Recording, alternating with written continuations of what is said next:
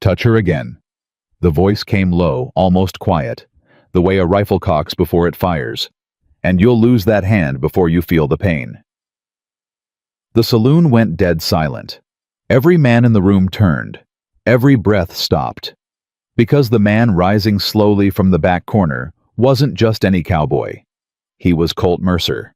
And everyone in Black Hollow knew that name meant exactly one thing. When Colt Mercer stood up for someone, it was already too late for everyone else in the room. Before this story goes any further, if you're watching right now, do me one favor. Hit that subscribe button and drop the name of your city in the comments below. I want to see exactly how far this story travels. Now let's get into it, because nothing about this night was going to end the way anyone expected. The blizzard hit Black Hollow without mercy. It came down from the mountains the way bad luck always did, fast, mean, and without a single warning, turning the narrow main street into a wall of white and freezing the mud solid beneath boots that had nowhere left to run. Evelyn Cross had been running for 4 days. She hadn't slept properly since leaving Philadelphia, hadn't eaten a real meal since Kansas City, hadn't drawn a single breath that didn't taste like fear, since the morning she'd discovered exactly what kind of man Nathaniel Barron really was, and exactly what her father had agreed to sell her into. She told herself she wasn't afraid. She told herself that for 4 days straight, and she almost believed it. But standing outside that saloon in the Montana dark with the snowstorm tearing at her coat and her one suitcase growing heavier by the second, Evelyn Cross finally admitted the truth to herself. She had no idea what she was going to do next. The train had stopped in Black Hollow due to the weather. The conductor said it wouldn't move again until morning, at the earliest maybe longer, depending on how bad the drifts got overnight. The other passengers had family in town, or money enough to secure the 2 decent hotel rooms before she'd even stepped off the platform, which left Evelyn standing in a mining town she'd never heard of in a storm that showed no sign of stopping, with $17 in her coat pocket and a stolen ticket that had someone else's name on it. The saloon was the only building with enough light to look like warmth. She pushed through the door. The noise hit her first rough laughter, the clatter of glasses, a piano being played badly by someone who didn't care.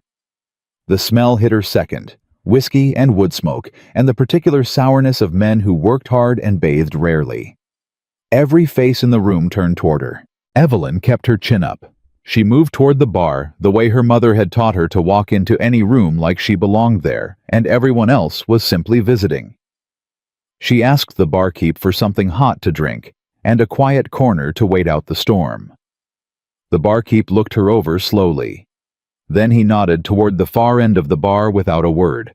She made it exactly 11 steps. "Well, look at that." The voice came from her left, lazy, amused, already slurring at the edges with whiskey. "Train must have brought us something worth looking at tonight." Evelyn didn't stop walking. "Hey!" Louder now. A hand shot out and caught her arm. "I'm talking to you, darlin'." She turned slowly and looked at the man holding her arm. He was big, wide through the shoulders, with a red face and small eyes that had the particular gleam of a man who'd never once in his life been told no by anyone smaller than him. "Take your hand off me," Evelyn said. He grinned. The 2 men beside him grinned too. "Traveling alone," he said, squeezing tighter. "In weather like this. That's not smart, sweetheart. A woman alone needs somebody looking after her." "I'm looking after myself just fine." She held his gaze. "Which is more than I can say for your grip. Let go." He didn't let go. Instead, he stepped closer, and the men on either side shifted to cut off the space around her, and the barkeep suddenly found something very interesting to study at the far end of the counter, and the piano player kept playing, and the rest of the room kept drinking, and Evelyn Cross felt the first real spike of genuine fear run through her chest like a cold wire. She looked toward the back of the room instinctively, the way you look for a door when the walls start closing in. And that was when she saw him. He was sitting alone at a corner table with a glass of whiskey he hadn't touched, and a pair of eyes that had been watching her since the moment she walked through the door. He wasn't a large man in the way the drunk was large. He wasn't wide or loud, or puffed up with the need to prove something. But there was a quality to the stillness of him that made the air around him feel different. Heavier. Like standing near the edge of something very deep, He had dark hair gone slightly gray at the temples, a jaw that looked like it had been carved rather than grown, and a scar that ran along his left cheekbone, thin and old and silver, in the lamplight that told the story of a man who had survived things most men hadn't. He was watching her the way a man watches a situation he hasn't decided to enter yet. And Evelyn, without knowing why, without knowing anything about him at all, looked directly back at him and held his gaze. The drunk yanked her arm. "Stop ignoring me. Touch her again." The voice came low, almost conversational, the kind of quiet that's louder than shouting because it means whoever's speaking has nothing left to prove. "Touch her again, and you'll lose that hand before you feel the pain." The drunk froze. The entire saloon froze. The man from the corner table was standing now. He hadn't moved fast. Evelyn hadn't even seen him rise. He was simply standing. The way a mountain is simply there, with his right hand resting loose at his side and his eyes fixed on the drunk with an expression that contained no anger whatsoever. That was the part that was frightening. Not rage, not heat, just cold, absolute certainty. "Colt Mercer," someone behind Evelyn whispered. The name moved through the room like a current. The drunk's grip went slack. His face changed, the bravado draining out of it so fast it was almost comic, replaced by something raw and pale and animal. We were just talking." "You weren't talking." Colt didn't move. "You were holding. There's a difference." He looked at the man's hand still loosely wrapped around Evelyn's arm. "I'll say it once more." The drunk let go. He stepped back. His two friends stepped back with him practically tripping over each other, and then all three of them were making their way to the far end of the bar with their drinks and their bruised pride, and their eyes pointed carefully at the floor. The saloon exhaled. The piano started up again. Colt Mercer picked up his whiskey glass from the table, finished what was in it in a single swallow, and sat back down like nothing had happened at all. Evelyn stood exactly where she was, her arm finally her own again, her heart still slamming against her ribs. She should have said thank you and found her corner and kept her head down. That was what she should have done. Instead, she walked directly to his table. He looked up when she stopped in front of him. Not surprised, just watching. Those eyes up close were darker than she'd expected, the color of river water over deep rock. "Thank you," she said. "Don't mention it." "I mean it. That could have gone badly." It wasn't going to go badly. He said it simply without pride. Just fact. "Not in here. Not tonight." She stood there for a moment. Something in his tone suggested the conversation was over. Something in her situation suggested she needed it not to be. "My name is Evelyn," she said. He looked at her for a long moment. "I know who you are," he said. Her blood ran cold. "What does that mean?" "It means the barkeep told me there was a woman on the train from back east traveling alone on a stolen ticket." He wrapped one hand around his empty glass. "Whole town knew before the train stopped." Evelyn pulled out the chair across from him and sat down without being invited. "Then I need you to listen to me," she said, "because I think I have about 20 minutes before this gets significantly worse." Something shifted in his expression. Not warmth exactly. More like the slight adjustment of a man recalculating something. "Talk fast," he said. Yes. She talked fast. She told him about Nathaniel Barron. Not everything, not the worst of it, but enough. Enough to explain why she'd taken a ticket that wasn't hers, and gotten on a train headed for the edge of the country instead of walking down the aisle of a church in Philadelphia like her father wanted. Colt listened without interrupting, without his expression changing much either, which was somehow worse than if he'd looked shocked or sympathetic. He just listened the way a man listens when he's deciding something. When she finished, the saloon doors burst open. 4 men walked in. They weren't dressed like miners, and they weren't dressed like cowboys. They were dressed like men who got paid to find things: dark coats, flat eyes, the particular posture of people who've learned that everything in the world can be bought if you're willing to pay. Evelyn's chair scraped back half an inch before she caught herself. Too late. She'd already looked at them. And one of them, the one in front, with a face like weathered leather and eyes that missed nothing, had already looked back. "Railroad men," Colt said quietly. "Not a question." "Yes." "They know your face." She swallowed. "The man who sent them does. He would have shown them a photograph." Colt didn't look at the men. He kept his eyes on his empty glass, and he was very, very still for a count of 3 seconds. Then, without looking up, he said, "How much do you want to go back? I would rather die." Another 3 seconds of silence. "Then stop talking," he said, "and do exactly what I do." He reached across the table and took her hand. Not gently, not tenderly. He took it the way you take hold of something you need, firm and deliberate, and his thumb pressed once against her knuckles, as if to say, "Stay still, stay calm, stop looking at them." The lead railroad man was scanning the room. His gaze moved across the tables, systematically, professionally, the way a man searches who has done it many times before. It reached their table and stopped, because what he saw was a man and a woman sitting together in the easy, settled way of people who belong to each other. The woman's hand in the man's hand on the tabletop. The man's eyes moving slowly up from his glass to meet the railroad man's gaze with the complete, unhurried disinterest of someone who has absolutely nothing to hide. The railroad man's eyes moved on. Evelyn didn't breathe for 30 seconds. When the man finally turned away, she let the air out of her lungs so slowly it almost hurt. Colt released her hand. "They'll do a full pass of the room," he said quietly. "Then they'll ask the barkeep about passengers. He'll tell them about the woman traveling alone on the stolen ticket. Then they'll start asking if anyone's seen her." "How long does that give us?" 12 minutes, maybe less if the barkeep's nervous." "What do we do?" Colt finally looked up at her. In the lamplight, his expression was unreadable, not cold exactly, but sealed, like a door that's locked from the inside. "There's one thing I can do," he said. "That makes you invisible to them tonight. One thing that makes them walk out of this saloon without you." She waited. "But you're not going to like it," he said. "Tell me anyway." He set down the glass. From this moment on, he set his voice dropping low enough that only she could hear it across the small table. "You are my wife." Evelyn stared at him. "You're my wife."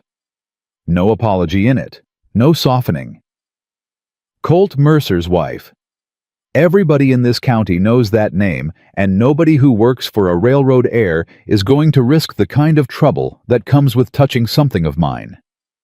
I am not something of yours. You are tonight." His eyes didn't waver. "Or you're theirs. Choose fast, Miss Cross. We've got 11 minutes now." She chose. God help her, she chose. When the lead railroad man made his second pass of the room and stopped at their table to ask if they'd seen a woman traveling alone. Young, well-dressed, dark hair. Colt looked up at him with the same slow, total disinterest as before. "My wife," he said. He reached over without looking at Evelyn and tucked a strand of hair behind her ear with a touch so unhurried, so completely natural, that she nearly forgot it wasn't real. "She's been with me since the train stopped," Colt said. "We've been sitting here for the better part of 2 hours. I don't make a habit of noticing other women when mine is in the room." The railroad man looked at Evelyn. She smiled at him, the kind of smile that costs everything to hold steady. "Long trip," she said. "We're both exhausted." The man looked between them for 3 long seconds. Then he moved on. They sat at that table for another 40 minutes, until the railroad men gave up their search of the saloon and moved on to other buildings. Colt ordered 2 more whiskeys, one for himself, one he placed in front of her without asking. She drank it, all of it.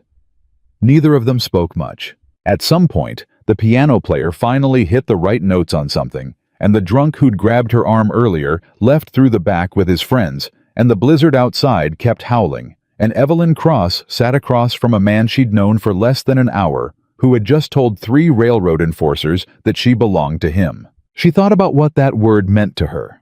Belonged. What it had meant in her father's house. what it had meant in Nathaniel Barron's smile when he'd looked at her across the dinner table like she was a painting he'd already purchased. Then she looked at Colt Mercer, who was staring at the window with the expression of a man working through something difficult, and she thought, this is different. She didn't know why she thought that. She didn't know him. She didn't know anything, except that when he'd put his hand over hers, it had felt like a door closing between her and something that wanted to hurt her. She kept that thought to herself. "Thank you," she said again when they were the last ones at their end of the bar. "Don't thank me yet," he said. "They'll be back. Men like that don't stop because they hit one dead end." "I know. They'll check the hotel, both of them. They'll go room by room if they have to." "I know that too." He turned and looked at her directly for the first time since they'd been sitting together. His eyes moved across her face in a way that was thorough without being unkind, reading her the way you read terrain before you cross it. "You said you'd rather die than go back," he said. "I meant it. I believe you." He paused. "I've got a ranch, 6 miles out of town up in the hills. Nobody goes out there unless I invite them, and I don't invite people." Evelyn waited. "It's one night," he said. "The storm breaks by morning. The train runs again, and you get on it headed somewhere else, and you don't look back. And in exchange—" He was quiet for a moment. "Nothing," he said. "No exchange. You're not in a position to offer me anything I need." He said it without cruelty, just as a fact. "But I'll tell you what the arrangement is. You come to my ranch tonight, you keep up the story, and at sunrise you're gone. No emotions, no questions, no—" He paused as if choosing the next word carefully, complications. Evelyn tilted her head slightly. "You make a habit of this rescuing women from railroad men." "No." "Then why?" He was silent for longer than she expected. "I don't like men who use their money to own people," he said finally. "Simple as that." She looked at him for a moment. Then she picked up her suitcase and stood. "All right, Colt Mercer," she said. "Lead the way." Why? They rode out of Black Hollow in the dark and the snow, and if anyone watched them go, they saw exactly what they were supposed to see. A man taking his wife home through the storm, moving together the way people do when they've done it 100 times before. The road into the hills was rough, and the wind cut sideways, and Colt rode slightly ahead without speaking, which was fine, because Evelyn didn't feel like speaking either. She was thinking about her father. She was thinking about the letter he'd sent 3 weeks ago, the one she'd read standing in the hallway of his house in Philadelphia, her hands perfectly still, because she wouldn't let them shake. The letter that explained in careful apologetic language that the arrangement with Nathaniel Barron had been finalized, and that her feelings on the matter were unfortunately no longer a factor that could be considered. She was thinking about how long she'd been a daughter before she decided to become something else. About halfway up into the hills, Colt reined in his horse, and she pulled up beside him. "2 things," he said, still facing forward. "All right. The men who work my ranch, they'll accept the story without question. You don't have to convince them. But you'll behave like you mean it when they're around because I'm not explaining myself to my own people." "Understood. And the second." He finally turned and looked at her in the dark. The snow had settled on the brim of his hat. In the cold, his breath came out in slow, even clouds. "My nephew lives with me," he said. "Noah. He's 9 years old. He lost his parents 8 months ago." A pause. "He's a quiet boy right now. He doesn't need to know this isn't real. So whatever else you do, don't give him reason to get attached to something that isn't going to stay." There was something in the way he said it flat, controlled the same level voice he'd used for everything else that struck Evelyn somewhere low in the chest. He wasn't asking her to protect himself. He was asking her to protect a 9-year-old boy from another loss.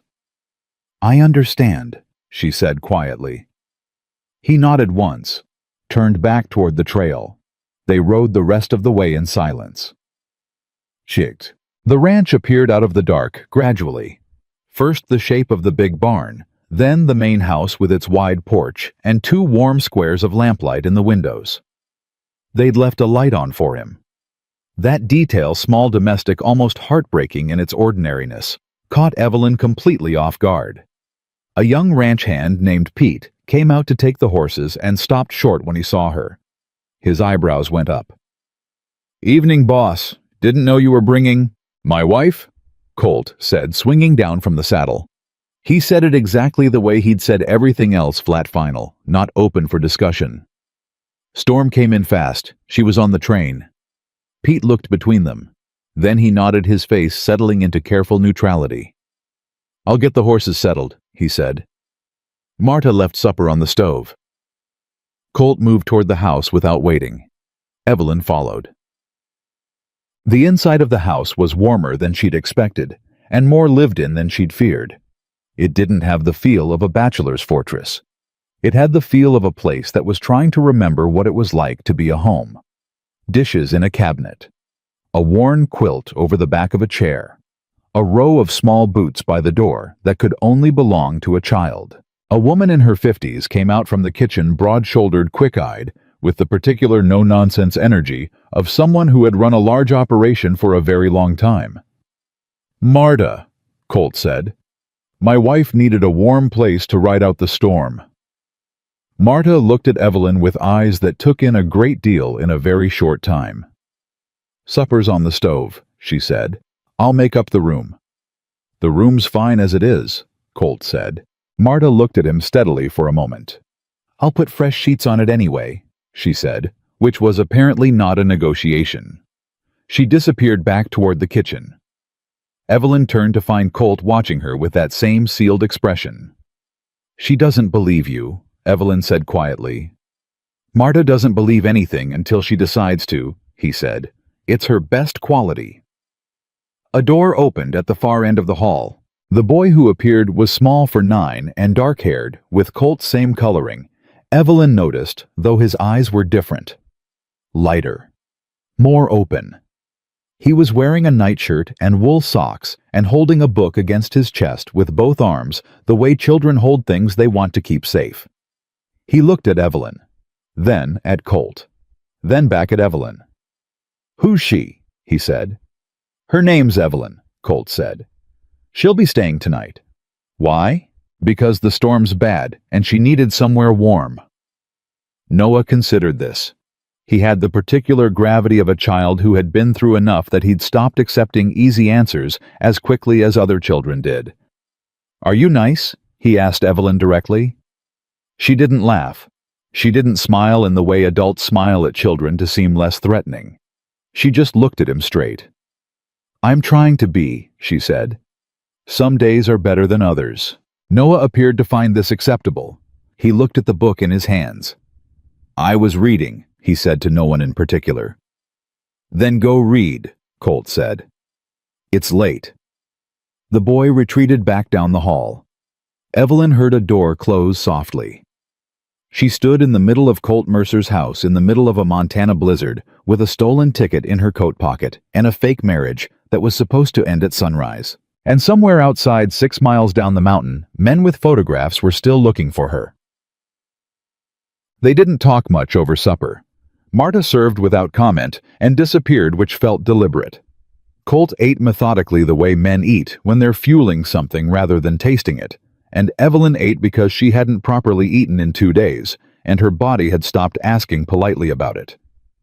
At some point, Colt set down his fork and looked at her across the table.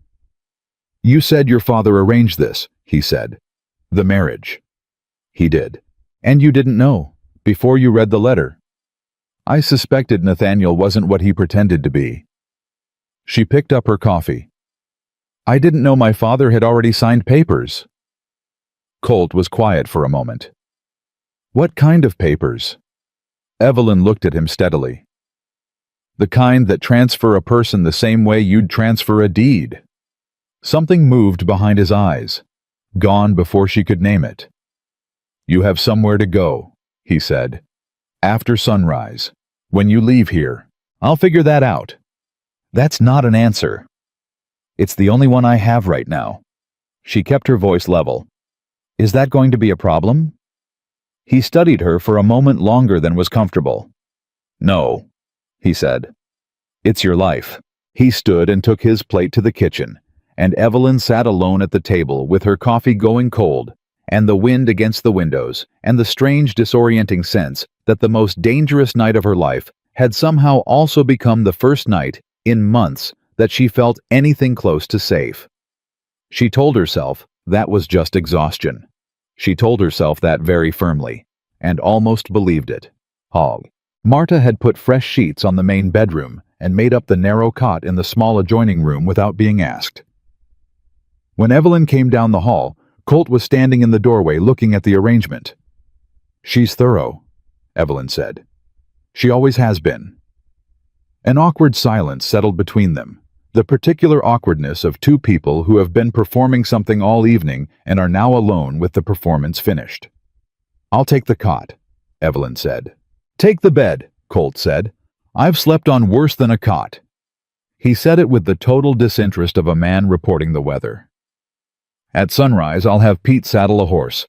The train station's a straight ride down the main trail." He started to move past her down the hall. "Colt." He stopped. She wasn't sure why she said his name. She wasn't sure what she'd intended to follow it with. "You didn't have to do any of this," she said finally. He was quiet for a moment. His back was to her, and he had one hand on the wall, and in the lamplight, the scar along his cheekbone was very visible, silver and old and entirely indifferent to itself. "No," he agreed. "I didn't." He moved down the hall, and she heard his door close. Evelyn stood alone in the room that smelled like cedar and wood smoke, and something she couldn't name, something old and masculine and strangely steady, and she sat on the edge of the bed with her coat still on. She thought about what the morning would look like. She thought about a 9-year-old boy with careful eyes and a book held tight against his chest. She thought about 6 miles of frozen mountain between her and the men who were paid to find her, and she thought one last time before exhaustion finally pulled her under. One night. Just one night. At sunrise you ride. Outside the blizzard held, and deep in the Montana hills in a house that was trying to remember how to be a home. Evelyn Cross finally slept, while downstairs in a chair by the fire, with a glass of whiskey he never touched. Colt. Mercer sat awake all night and watched the door. He was still in that chair when she came downstairs before dawn, still in his coat. The whiskey glass on the floor beside him untouched. The fire had burned down to coals, and Colt Mercer sat with his elbows on his knees and his eyes on the door like a man who'd spent the whole night having a conversation with himself that hadn't gone well. He looked up when he heard her on the stairs. His expression didn't change, just registered her presence, the way it registered everything quietly and completely. "You didn't sleep," Evelyn said. "I don't need much. That's not what I asked." He looked at her for a moment. Then he stood slowly, the way men stand when their body is older than their stubbornness wants to admit, and moved toward the kitchen. "Coffee's on," he said. She followed him. The kitchen was warmer than the main room, and the light coming through the window was the thin, gray pre-dawn light that makes everything look like it's holding its breath. Colt poured 2 cups without asking and set one on the table in front of her. She wrapped both hands around it and waited. "They didn't come up the mountain last night," he said, pulling out the chair across from her. "I'd have heard the horses." "You were listening for that all night?" "Yes." "Why?" He looked at her like the question was strange. "Because you're on my property." "I'm a stranger on your property," she said. "Who you've known for approximately 8 hours. That's not a reason to lose a night's sleep." Something in his jaw shifted. "I have my reasons." "Tell me one of them." He was quiet for long enough that she thought he wasn't going to answer. Then he said, "I knew a man once. Good man. Had a family. His wife got caught up in a situation a lot like yours, powerful man, legal papers, nowhere to run." He picked up his coffee. "I wasn't there when it mattered. I've been there since in my head, replaying it." He set the cup down. "I wasn't going to not be there again." Evelyn looked at him. "What happened to her?" She went back. His voice was flat. "She didn't have a choice." "And the powerful man," Colt's eyes were very still. He got what powerful men usually get. Everything he wanted. For a while. The weight in that last sentence sat between them like something solid. "I'm sorry," Evelyn said. "Don't be. It was a long time ago." He stood up. "Eat something before the hands come in. Marta left biscuits in the oven." He was already moving toward the door. "Colt." He stopped for the second time. She noticed he always stopped when she said his name, not out of politeness, she thought, but out of something more involuntary. Like the word caught him off guard every time. "Sunrise," she said. "You said at sunrise." "I know what I said." "The storm hasn't broken." He looked at the window. The gray light was thicker now, almost white, and she could hear the wind still working hard against the eaves. "No," he said. "It hasn't." "Then what happens?" He turned back to her slowly, and for just a moment, just one. His expression did something she hadn't seen it do yet. It opened slightly, like a window someone pushed out a crack before they thought better of it. "I don't know," he said honestly. Then he walked out. The hands came in for breakfast at first light, 6 of them rough-edged, weather-worn men who moved with the particular ease of people who'd worked together long enough that words weren't always necessary. They stopped when they saw Evelyn at the kitchen table, looked at Colt, looked back at her. "Boys," Colt said, pouring coffee like nothing in the world was unusual. "This is Evelyn. She'll be here while the storm holds." 6 pairs of eyes did the kind of rapid calculation that working men do, taking in her clothes, her posture, her hands, the fact that she was sitting at Colt Mercer's kitchen table at 6 in the morning, like she had a right to be there.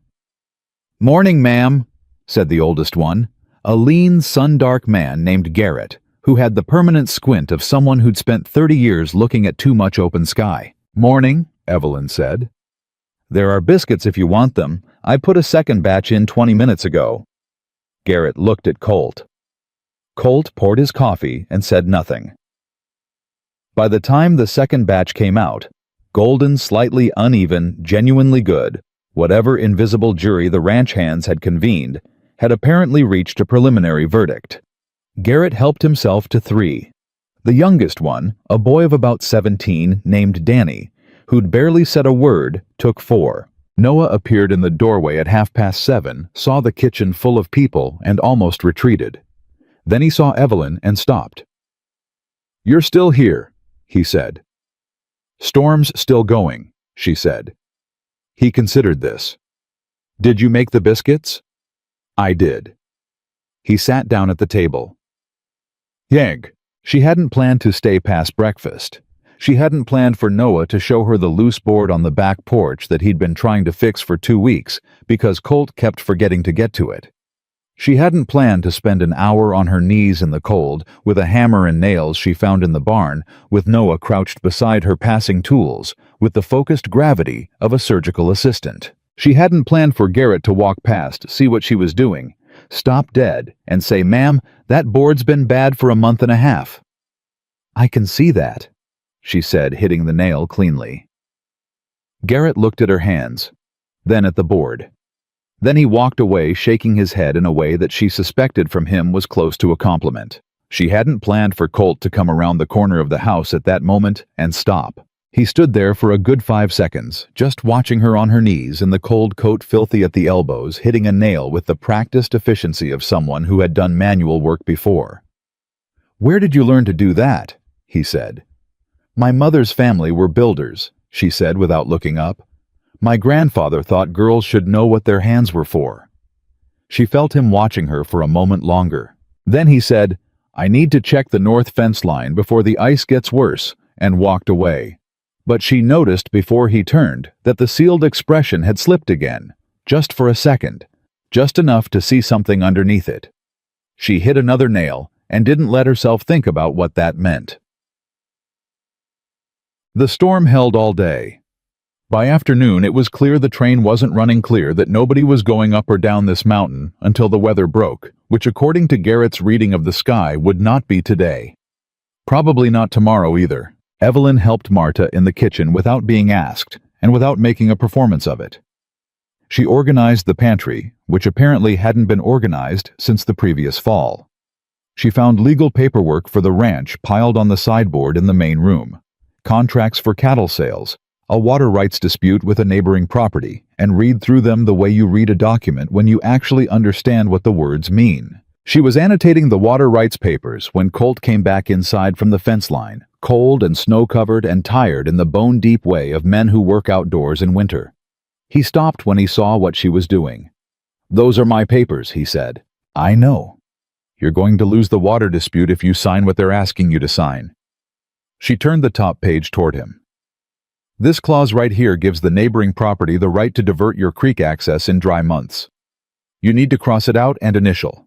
Don't sign it as written." He was very still. "How do you know what that means?" "I read law for 2 years before my father decided it wasn't ladylike." She set down the pen. "I'm sorry, I shouldn't have touched your things without asking." Colt walked toward the table and picked up the papers. He read the clause she'd marked, read it again. "I was going to sign these tomorrow," he said. "I know. You would have regretted it in about 6 months." He looked at her over the top of the paper. For a long moment, neither of them spoke. "I'll make you a deal," he said finally. "What kind of deal?" "You stay until the storm breaks. You look at the rest of the paperwork I've got sitting here." He set the pages down carefully. "There are 3 other contracts I haven't been able to make sense of, and my lawyers in Billings." Evelyn looked at him. "That's not a deal. That's you asking me to do work." "In exchange," he said, with the faint stiffening of a man unaccustomed to offering anything, "you have a safe place to stay and time to figure out where you're actually going when you ride out." She looked at the papers. She looked at him. "3 contracts," she said, "and whatever else has accumulated." She pulled the stack toward her. "You have terrible filing." "I know." He went to the kitchen to eat, and Evelyn Cross sat at the table in Colt Mercer's house, reading his legal documents in the gray afternoon light, and the blizzard kept going, and nobody said the word wife again for the rest of the day. They didn't need to. Noah found her reading by the fire after supper. She'd expected him to be in bed. It was past 8, but he materialized in the doorway, the way children do when they're curious enough to override their sense of caution book under his arm. Wool socks, that same careful watching expression. "You're still reading his papers," Noah said. "There are a lot of them." He came into the room and sat in the chair across from her. Colt's chair, she realized. But Noah sat in it with the confidence of a child who'd clearly been doing so for months, and something about that small detail closed a fist around her chest. "He doesn't let people touch his papers," Noah said. "I know, he made an exception." "He doesn't make exceptions." Evelyn set down the contract she was reading and looked at him. "What do you make of that, Noah considered this with the gravity of someone taking the question seriously. "I think he trusts you," he said, "even if he doesn't want to." The fist around her chest tightened. "What are you reading?" she said, nodding at his book. He showed her. It was a collection of frontier stories, the kind aimed at boys full of adventure and horses and men with good aim. The cover was worn through at the spine. "Is it good?" "The first one is," he said. "The rest are too easy." "Too easy how?" "The hero always knows what to do," Noah said. "People in real life don't always know what to do." Evelyn looked at him for a moment. She thought about what Colt had said the night before: he doesn't need another loss. She thought about a boy, 8 months out of the worst thing that could happen to a child, sitting in his uncle's chair reading stories where the heroes always know what to do. "No," she agreed. "They don't." "Did you know what to do when you got on the train?" She was quiet for a moment. "No," she said. "I just knew I couldn't stay." Noah nodded slowly. "That's what Uncle Colt says. He says sometimes moving is the only plan you've got, and that's okay." "Your uncle is wiser than he looks," Evelyn said. From the doorway, "He's also standing right here." She turned. Colt was in the doorway with his arms crossed and his expression doing that sealed but not quite sealed thing she was beginning to recognize. "Noah," he said. "Bed."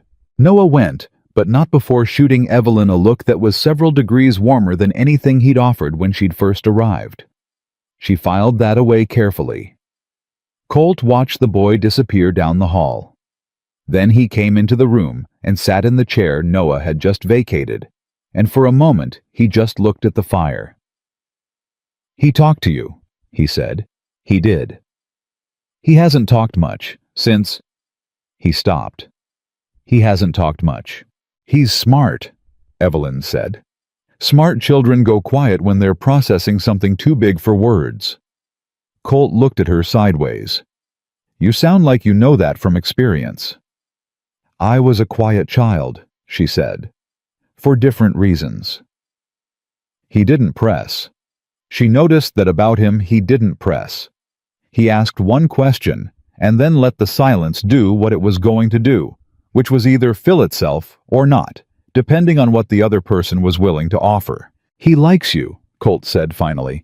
Not accusatory, not warm either, just stated. "I like him," she said. Colt nodded once. Then he picked up the water rights contract from the stack at her elbow and read the clause she'd marked again. Neither of them moved for a long time.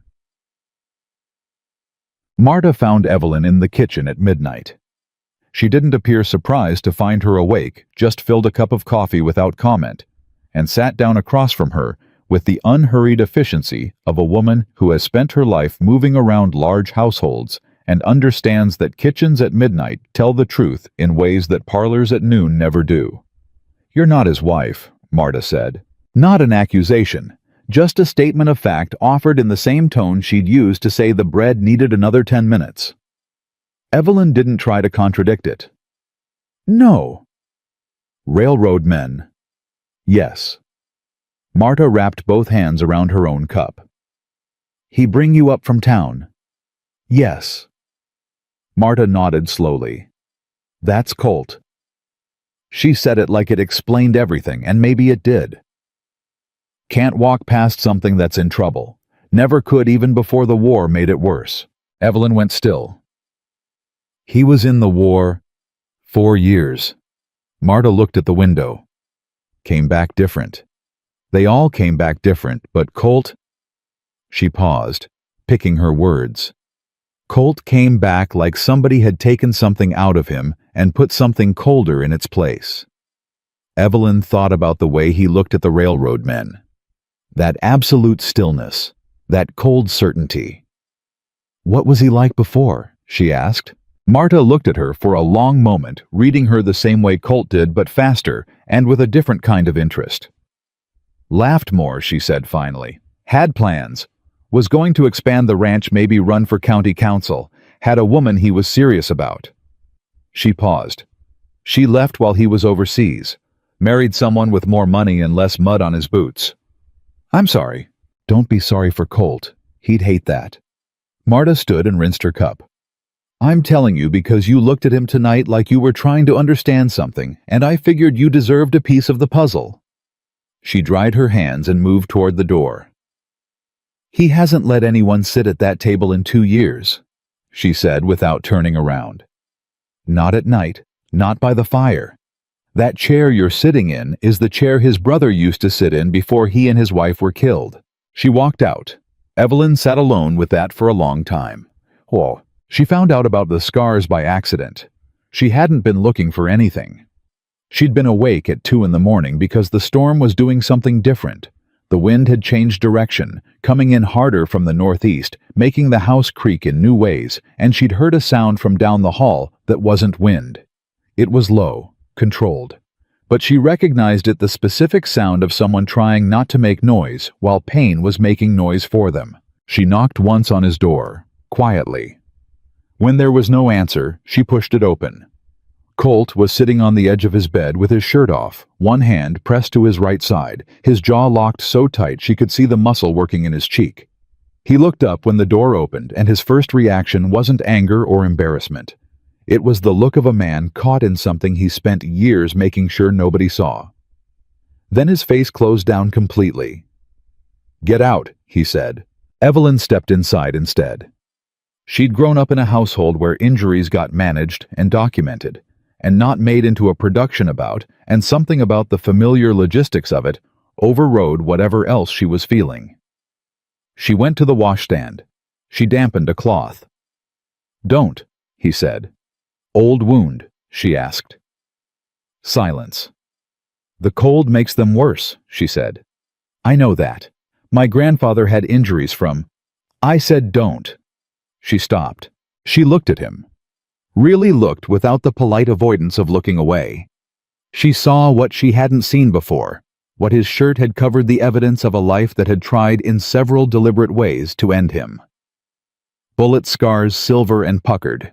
Something along his left shoulder that wasn't a bullet. A burn across his right side, old-heeled to a hard, shiny terrain that was large enough that she understood immediately why he kept it covered. He was watching her look. His expression was closed, braced, like a man waiting for a reaction he'd already catalogued and steeled himself against disgust, pity the particular shrinking discomfort of people who didn't know what to do with evidence of damage that bad. Evelyn crossed the room.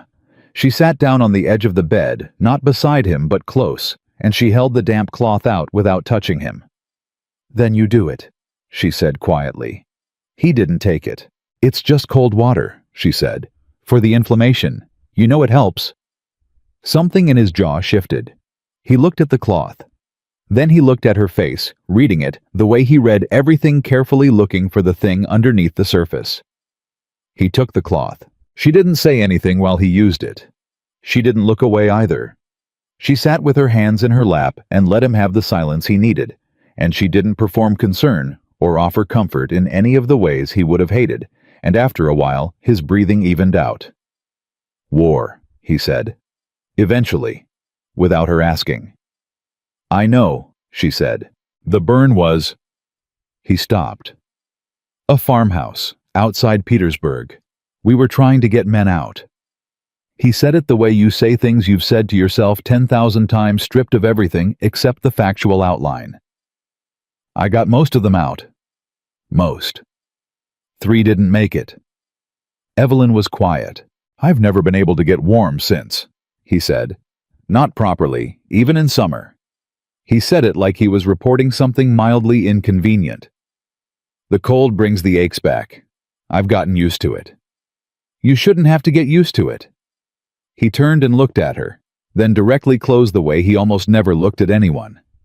This close, she could see the exact color of his eyes, which were darker than river water and older than the rest of his face. "Why are you still here?" he said. She met his gaze. "What? Tonight. Why are you here in this room? I heard—" "You heard something. You could have kept walking." His voice was low, and it wasn't accusatory. It was something else she couldn't quite name. "Most people keep walking." She looked at him for a long moment. "I know what it's like," she said, "to be in pain that you've been told to make quiet." His expression didn't change. But something in the air between them did, like a wire that had been held taut for a very long time, releasing one degree of tension. "You should go back to your room," he said. "Probably," she agreed. But neither of them moved. And in the silence of that, in the 2 or 3 seconds where the blizzard kept going, and the house kept creaking, and the cold kept pressing in from all sides, something changed between Colt Mercer and Evelyn Cross that neither of them had any idea how to undo. She stood first. He didn't stop her. At the door, she paused with her hand on the frame, and she said without turning around, "The water rights contract. The 3rd clause has another problem. I'll mark it in the morning." She heard him exhale a single short breath that in a different man, in different circumstances, might have been the beginning of a laugh. "Good night, Evelyn," he said. She went back to her room. She lay in the dark with the storm working against the windows, and her heart doing something loud and inconvenient in her chest, and she told herself what she'd been telling herself since she walked through that saloon door. One night. Just one night. But the night had turned into 2. And the 2 was showing every sign of becoming 3. And somewhere between the biscuits and the legal documents and a 9-year-old boy with a worn book pressed to his chest, somewhere in the space between sitting by a dying fire and sitting on the edge of a man's bed, while he let her see what no one was supposed to see. The architecture of just one night had started quietly, and without her permission, to look like something else entirely. Something she didn't have a name for yet. Something that frightened her considerably more than 3 drunken men in a saloon. She pressed her hand flat against her sternum and told herself to sleep. Outside, the blizzard finally slowly began to ease. And 6 miles down the mountain, the road that would take her away from here was opening back up. She didn't feel the relief she should have felt. That was the most frightening thing of all. The storm broke on the 3rd morning. Evelyn knew it before she opened her eyes. The particular quality of the silence was different. The pressure against the windows gone, replaced by the kind of cold that is clean and still, rather than violent. She lay there for exactly 60 seconds, staring at the ceiling, telling herself what the open road meant.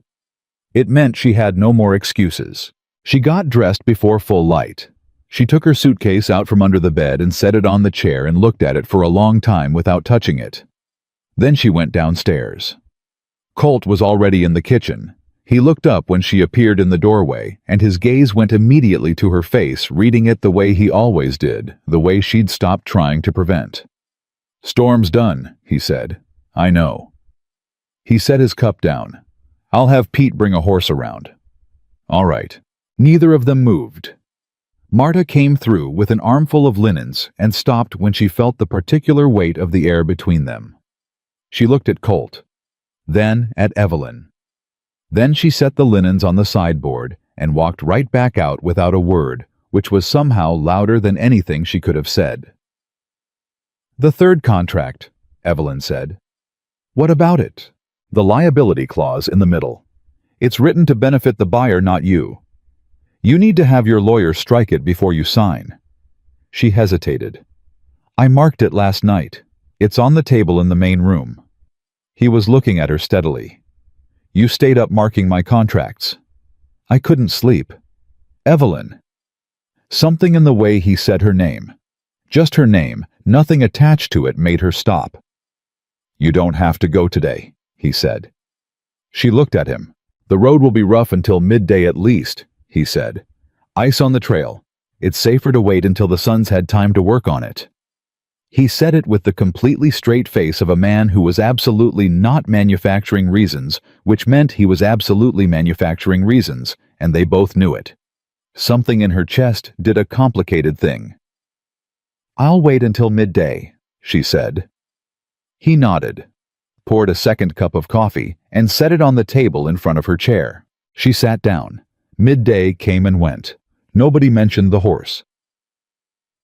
Garrett came in from the south pasture at 2 in the afternoon with his jaw tight and his eyes carrying the particular look of bad news being transported carefully. He found Colt in the barn, and Evelyn was there too. She'd come to look at one of the mares that had seemed off-footed in the cold, and she was running her hands down the animal's foreleg, with a competence that had made Garrett blink when he walked in, because it was not what he'd expected from a woman in a coat that cost more than his monthly wages. "Riders," Garrett said. "Coming up the East Trail. 6 of them, not local." Colt was very still. "Armed. Rifles and sidearms, moving slow like they're looking, not riding somewhere specific." Colt looked at Evelyn. She had already gone pale, but her hand on the mare's leg hadn't moved. She kept it there steady, and Colt noticed that, and something in his expression adjusted. "How far out?" he said. 20 minutes. Maybe less if they push. "Bring Danny and put him on the ridge. I want eyes on where they go." Colt turned to Evelyn. "Come inside." "Colt?" "Inside," he said. "Now." She went. No. They stood in the main room with the marked contracts still on the table between them, and Colt said, "Tell me everything about Nathaniel Barron. Everything you left out." Evelyn looked at him. Then she sat down and told him. She told him about the dinner party in October, where she'd seen Nathaniel backhand a servant for spilling wine, and then smile his way through the next 40 minutes like it hadn't happened. About the business associate of her father's who'd pulled her aside and said very quietly that she should consider carefully what she was agreeing to and then refused to say another word because he was frightened. About the rumors and then the evidence, the actual documented evidence she'd found in her father's study that Nathaniel Barron had used his railroad money to buy land in 3 territories through fraud, through intimidation, and in at least 2 cases, through the convenient deaths of the men who'd refused to sell. Colt listened without interrupting, without his expression changing. When she finished, he stood up and went to the window. "How many men does he travel with?" he said. "Enough." She watched his back. "Colt, if he finds out I'm here, he won't just take me. He'll come after everyone who helped me. You need to understand that. He will burn this ranch to the ground and call it a legal action and have paperwork to prove it." "Let him try." "Don't." Her voice came out harder than she intended.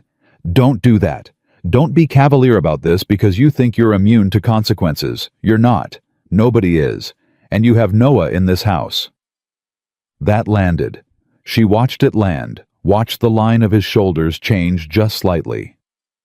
"You should have left this morning," he said without turning around. "I know that." "Why didn't you?" The honest answer was something she wasn't prepared to give him. So she said nothing, and the silence answered for her in a way she suspected was not entirely unclear. He turned around.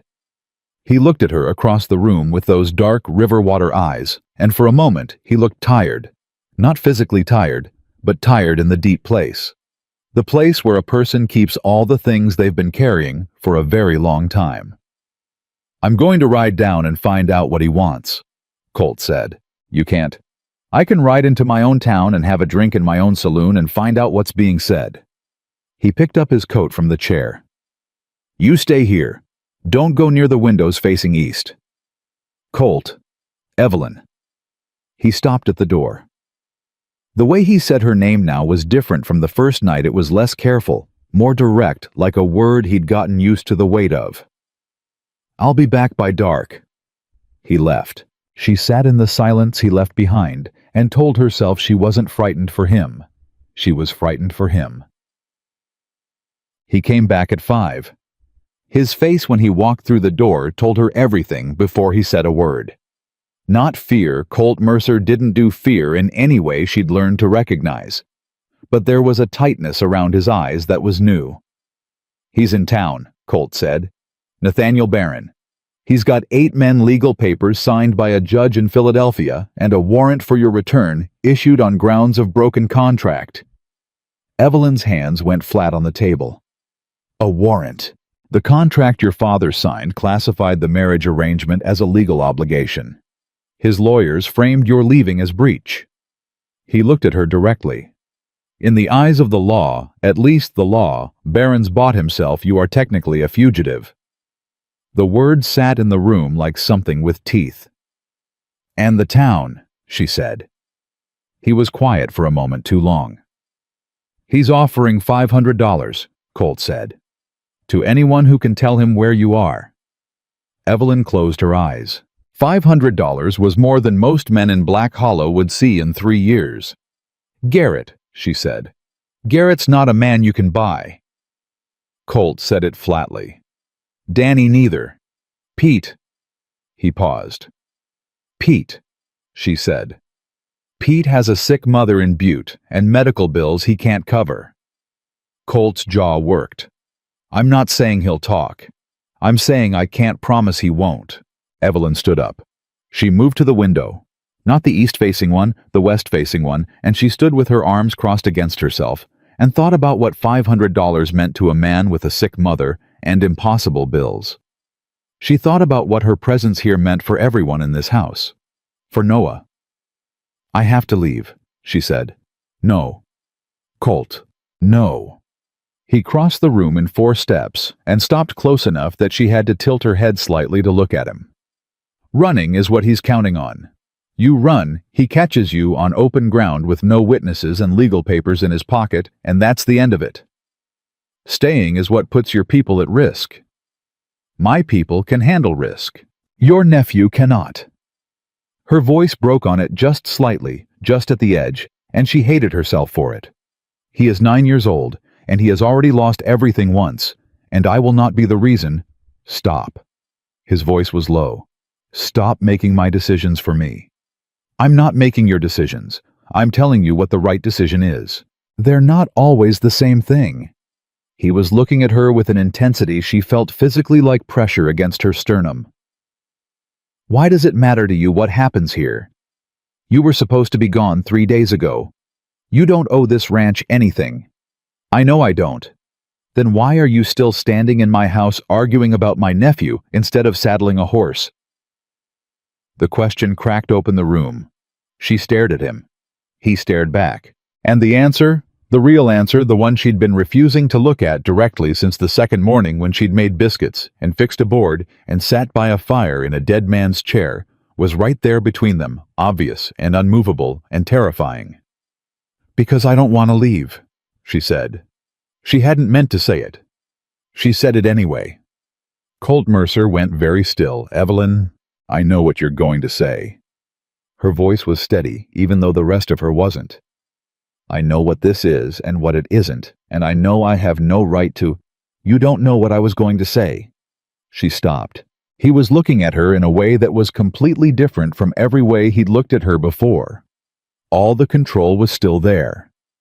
Colt was never without his control, but underneath it, something was moving that hadn't been moving before, and it was big, and it was old, and it looked like the kind of thing that had been dammed up for a very long time. Before either of them could say another word, Danny came through the door at a run. Riders at the south gate, he said, breathing hard. 4 of them. Baron's men. They're asking for the boss. Colt met them at the gate. Evelyn watched from the window. The safe window, the one that gave her an angle without exposing her. And she watched him walk out there alone, unhurried with his hands loose at his sides. And she watched the 4 men on horseback look down at him, and she watched none of them get off their horses, which told her everything about what they thought of their own position. The conversation was short. When Colt came back in, his face was the sealed version, the lockdown version, the one she'd learned meant the situation was worse than he intended to let on. What did they say? She asked. Baron wants a meeting. He pulled off his gloves. Tomorrow morning. Neutral ground the church. And if you don't come— He didn't phrase it as optional. Marta appeared from the kitchen with a look on her face that Evelyn had come to understand meant she'd heard everything, and was already 3 steps ahead of everyone in the room. I'll take Noah to the Hendersons' farm, Marta said. First thing tomorrow. Doesn't need to be here for whatever this becomes. Colt looked at her. Don't argue, Marta said. He didn't argue.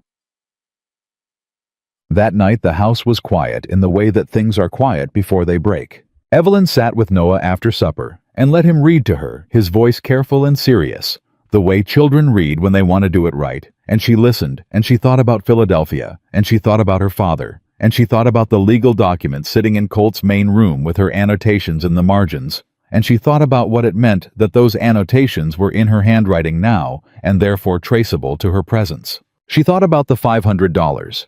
She thought about Pete's mother in Butte. After Noah went to bed, she sat alone and she made a decision. She made it the way she'd made every decision in the last week, fast, clearly, without letting herself think about what it cost. She was going to saddle a horse and leave before dawn. If she was gone, Baron had no reason to stay. If she rode south and kept riding, she could be into Wyoming before anyone knew she'd left, and Colt Mercer and his ranch and his nephew and his people would be exactly where they'd been before a train stopped in a blizzard and a desperate woman walked into the wrong saloon. It was the right thing. She was absolutely certain it was the right thing. She went to bed at 9 and lay there until 2 in the morning when the house was completely still. And then she got up and dressed in the dark and picked up her suitcase and went downstairs. She left a note on the table beside the marked contracts. She went to the barn. The horse was already half saddled when the barn door opened. She didn't hear him come in. He moved too quietly for that. But she felt the change in the air behind her, the way you feel a shift in temperature, and she knew before she turned. Colt stood in the doorway. He took in the suitcase on the ground beside her. the half-saddled horse, her coat already on. He took all of it in with one long look, and his expression went through something complicated and rapid that settled finally into something she couldn't name. "No," he said. "Colt, you were going to leave without saying anything." His voice was quiet, that dangerous quiet. "I left a note." "A note?" He said it like the word tasted wrong. "After everything after this week, you left a note. I don't owe you a goodbye." "I know you don't owe me anything." He stepped into the barn and the door swung shut behind him, and his voice stayed low, but something in it had shifted. Something raw was pushing at the seams of his control, and she could hear it even if she couldn't see it. "I know exactly what you owe me and what you don't. That's not what this is." "Then what is it?" "You're running," he said. "Again. The same thing you did in Philadelphia, except this time you're running from something good instead of something bad, and you're calling it the right decision, so you don't have to feel it." The words hit her like cold water. "That's not fair," she said. "No, it's not."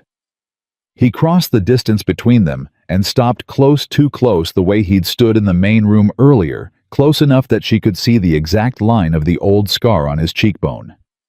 "But it's true, and you know it's true. That's why you're out here at 2 in the morning instead of telling me to my face. I'm out here at 2 in the morning because if I stay, Baron destroys everything you've built." Her voice was rising and she couldn't stop it. "I'm out here because Pete has a sick mother, and your men are being offered more money than they'll see in years, and Noah is 9 years old. Stop using Noah." His voice cracked on it just slightly, the first crack she'd ever heard in it. "Stop using him to make this about something other than what it actually is." "And what is it actually?" "You're terrified." He said it quietly. No accusation, just fact. Not of Baron, not of the ranch or the men or any of it. You're terrified of this. He held her gaze, of staying somewhere that feels like it might actually hold you. The barn went completely silent. Evelyn's heart was going so hard she could feel it in her back teeth. "You don't know me well enough to say that," she said. "I know you better than anyone's known you in a long time, and so do you." He didn't move. "Stay." "I can't." "You mean you won't?" "Colt, I have never asked anyone for anything." His voice was very low now, very controlled. "Not since before the war. Not in a very long time. I'm asking you now. Stay." She stared at him. Everything she'd built in the last 4 days, every careful wall, every sensible boundary, every piece of the architecture of just one night was failing simultaneously, and she could feel it happening, and she couldn't stop it. She grabbed him by the front of his coat. She kissed him. Not gently. Nothing about it was gentle. It was the kiss of a woman who has been holding something back for days and has run completely out of room to hold it hard, and desperate and furious at herself, and terrified, and wanting, and none of the things a proper woman from Philadelphia was supposed to feel standing in a barn at 2 in the morning with a war-scarred cowboy who had looked at her like she was something worth protecting from the very first second. Colt Mercer went absolutely still for 1/2 second. Then he kissed her back. And it was nothing like she'd expected. Not rough, not demanding, not the reaction of a man who'd been waiting to take something. It was the response of a man who was being handed something he'd believed he no longer deserved. Receiving it with both hands, carefully the way you receive something fragile and irreplaceable. His hands came up to her face, not pulling, not gripping, just holding the way you hold something you're afraid of breaking, and she felt the roughness of his palms against her skin, and she felt his whole body exhale against hers. Years of held tension going out of him in a single long breath. When she finally pulled back, they were both breathing differently. His forehead dropped against hers. Neither of them spoke for a long time. "I'm still scared," she said. Her voice had gone quiet. "I know." His thumbs moved once across her jaw. "So am I." "That doesn't help." "No," he said. "It doesn't." She pulled back slightly and looked at his face. In the dark of the barn, he looked different from every way she'd seen him before. Stripped of the control, stripped of the sealed expression. Just a man looking at a woman with something open and raw and real that had apparently been in there the whole time, waiting for someone who wasn't going to walk away from it. "What are we doing?" she said. "I genuinely don't know," he said. She almost laughed. She didn't know when she'd last almost laughed. "The meeting tomorrow," she said. "Yes." "You're still going?" "Yes." "And Baron?" "Will deal with me." His voice didn't change. "Whatever he brought with him, whatever papers, whatever bought judges or hired men, he will deal with me. And I need you to trust that." She looked at him. She thought about what Marta had said, "Can't walk past something that's in trouble." She thought about a 9-year-old boy with a worn book and careful eyes. She thought about legal clauses she'd annotated by firelight and contracts she'd pulled from a pile, and a woman who'd spent her whole life being managed and arranged and transferred standing in a barn in Montana at 2 a.m. holding the front of a cowboy's coat. "I trust you," she said. She said it like it surprised her, because it did. He took her suitcase and set it on the ground beside the stall. He took her hand, not the way he'd taken it in the saloon, not the firm, deliberate grip of performance, but differently, the way you take hold of something that belongs to you in the best sense of that word, the mutual sense, the chosen sense. "Come inside," he said. She went. The horse stood in its half-saddled state and watched them leave the barn, which is the kind of thing horses do without comment and without judgment, which is one of their better qualities. Behind them, the Montana dark was beginning just barely at its very edges to think about dawn. And 6 miles down the mountain, in the only hotel Black Hollow, had Nathaniel Barron sat in a rented room with 8 armed men and legal documents, and $500 in promissory notes, and had absolutely no idea that the woman he was looking for had just stopped running. Dawn came in cold and clear, the kind of morning that looks innocent until it isn't.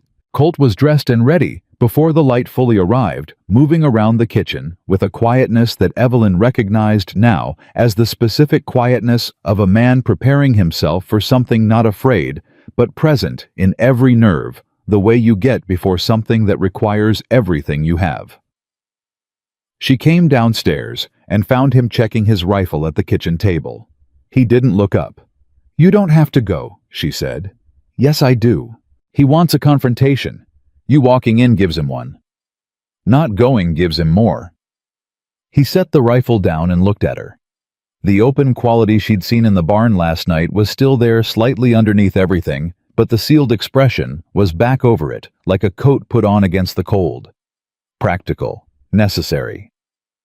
"Me not showing up tells him I'm scared. Scared men make mistakes. I don't make mistakes." She looked at him for a moment. "Be careful," she said. He picked up his hat. "Careful's never been my strong suit." "I know. Be it anyway." Something moved at the corner of his mouth. Not quite a smile. The suggestion of one.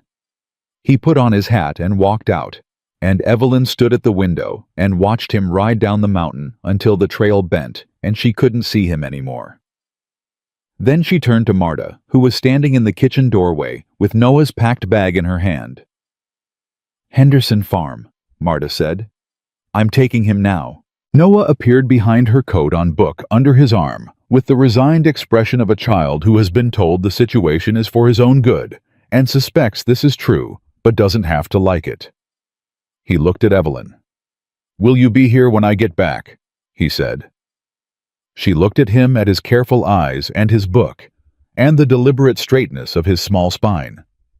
"Yes," she said. She said it before she thought about whether it was a promise she could keep. But she said it the way she meant it, and he heard that, and he nodded once, a very Colt gesture she realized, and that realization did something complicated to her chest, and he followed Marta out the door. The house went quiet. Garrett came in 20 minutes later. "Men on the South Ridge," he said, "watching the house." The meeting at the church was not what Colt expected. He'd expected Nathaniel Barron to be the kind of man you could see coming loud money, Obvious threat, the particular arrogance of someone who'd never once doubted his own position. He'd built a picture of him from what Evelyn had described and what the town gossip had filled in. He was wrong about almost all of it. Nathaniel Barron was quiet, well-dressed in the Eastern way. Good coat, clean hands. The careful grooming of a man who understood that power dressed like money rather than muscle. He was younger than Colt had expected. Maybe 35. With the kind of face that was handsome, in a deliberate, maintained way, and eyes that were pale and very still. The way still water is still because there's nothing alive moving under it. He stood when Colt walked in. "Mr. Mercer," he said. "Thank you for coming." "I'm not here out of courtesy," Colt said. "Say what you came to say." Nathaniel smiled. It didn't reach the pale eyes. "Straight to it. I appreciate that." He gestured to the chair across from him. "Please." Colt didn't sit. He put his back to the wall beside the door and stood with his arms crossed, and he watched Nathaniel absorb this adjustment with the faint recalibration of a man who reads environments well. "The woman staying at your ranch," Nathaniel said. "My wife," Colt said. Flat. Simple. "Yes." The smile again. "About that." He reached into his coat and produced a folded document. "I have here a signed statement from the Philadelphia County Clerk confirming that Evelyn Cross has never been legally married. To anyone. In any jurisdiction." He set it on the table between them. "The story is creative, but it's just a story." Colt didn't look at the document. "She's under my protection," he said. "That's not a story." Protection. Nathaniel tasted the word. "That's a noble framing. But she is under legal obligation to return to Philadelphia, Mr. Mercer. The contract her father signed. A contract selling his daughter. A contract arranging a marriage." Nathaniel's voice stayed even. "The distinction matters in a court of law. We're not in a court of law. Not yet." The pale eyes were very steady. "But we could be. And when we are the ranch, you're standing on the water rights, the grazing land, the deed itself becomes subject to litigation for harboring a contracted party in breach." He paused. "I have very good lawyers, Mr. Mercer. I've found it's more effective than having very many guns." The room was absolutely silent. Colt looked at him for a long moment. "Are you threatening my property?" he said. "I'm describing a legal outcome." Nathaniel folded his hands on the table. "I'm also prepared to prevent that outcome entirely. Walk away from this today cleanly, and this conversation never happened. Your deed stays intact, your men stay employed, and whatever goodwill you've generated in this county by playing the hero remains yours to enjoy." He paused again. "Or don't walk away, and find out what happens when a man with my resources decides someone is in his way." Colt pushed off the wall. He walked to the table. He picked up the legal document, and he looked at it for 3 seconds. Then he set it back down and leaned on the table with both hands and looked at Nathaniel Barron from a distance of about 18 inches. "I've been threatened by men who meant it," he said quietly. "They were scarier than you. They're also gone." He stood up. "Come to my property again, and I'll treat it accordingly." He walked out. Behind him, the pale eyes watched him go, and Nathaniel Barron's expression did not change in any way that a casual observer would have noticed. But one of his men standing against the wall saw his employer pick up the legal document and fold it very slowly and very precisely, and knew from long experience that the meeting had not gone the way it was supposed to go.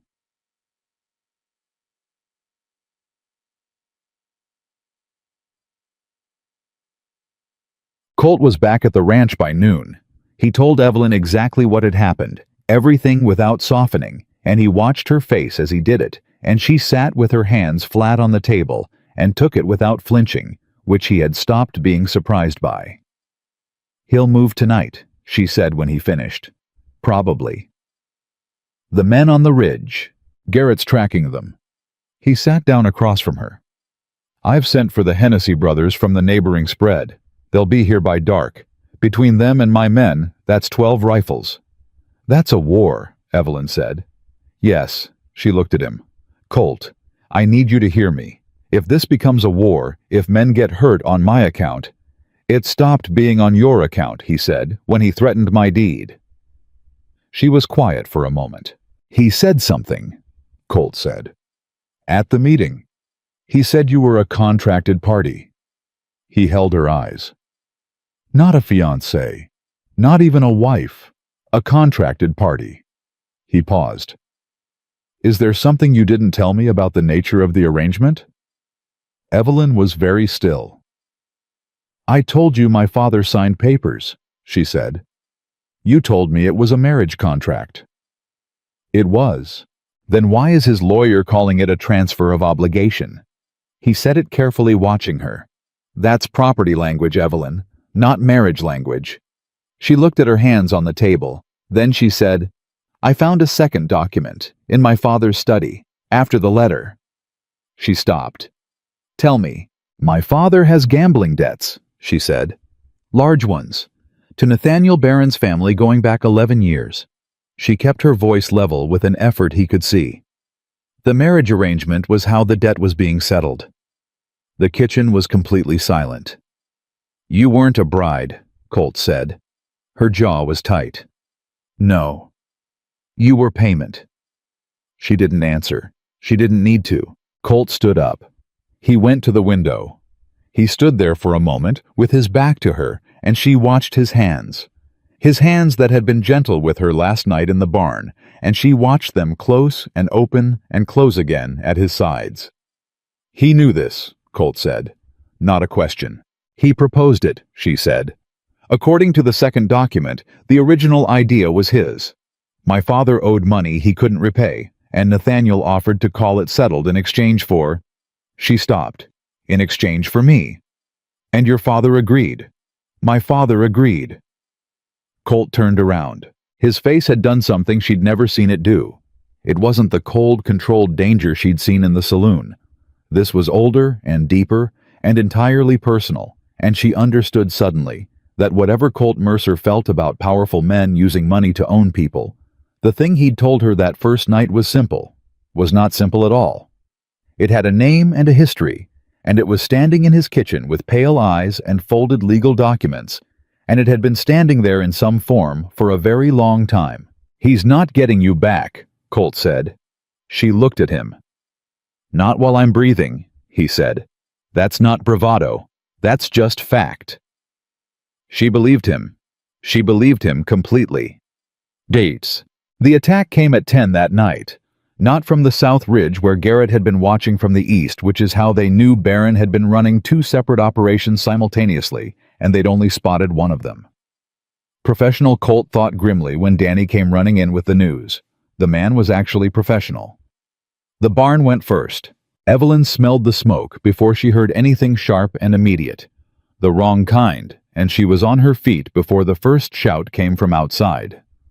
Colt was already moving through the door, already shouting orders to Garrett before she got to the porch. The barn was burning on the east side. The horses were screaming. Get the horses out, Colt said to Danny and two of the Hennessy brothers. East fence, 4 of you, rifles out. Garrett. Already moving, Garrett said. The next 20 minutes were controlled chaos in the specific way that combat becomes controlled chaos too fast and too loud and too dangerous for fear, operating on pure instinct and training and the communal efficiency of men who know their ground. They got the horses out.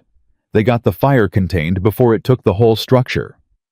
3 of Barron's men were found at the east fence, and 2 of them dropped their guns when they saw the rifles pointed at them, and the 3rd ran. And then Danny came back from the house at a dead run with his face white. Noah, he said. He's not at the Hendersons. Their boy just rode up, said 4 men came to the farm an hour ago, said they had papers, said they were taking... Colt grabbed him by the arm. Where? The mining camp, north of the ridge. That's where... Colt was already walking. Boss, Garrett said, you can't go up there alone. I'm not going alone, Colt said. Get me horses.